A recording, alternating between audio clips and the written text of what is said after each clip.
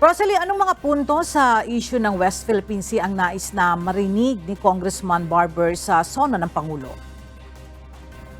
Nais marinig uli ni Surigao del Norte 2nd District Representative Robert Ace Barber sa ikatlong State of the Nation Address o SONA ni Pangulong Ferdinand Marcos Jr. ang posisyon at mga polisiya ng administrasyon kaugnay ng West Philippine Sea. Sa July 22 na nga ang third SONA o mahigit 2 linggo na lang ang nalalabing. Ayon sa mambabatas, dapat magkaroon ng pagkakaisa o wala dapat dibisyon sa pagitan ng policymakers ng bansa sa gitna ito ng tumitinding agresyon ng China.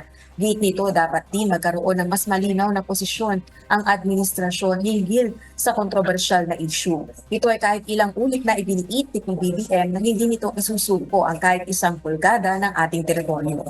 Bukod dito, nais ding marinig ng mambabatas ang bunga ng economic roadshows ng PBBM administration sa labas ng bansa. Gayun din ang usapin sa paglaban ng pamahalaan sa iligal na droga. Ang mambabatas ang kasalukuyang chairperson ng House Committee on Dangerous Drugs. Balik sa iyo, Ella. Alright, maraming salamat, Rosalie Coz.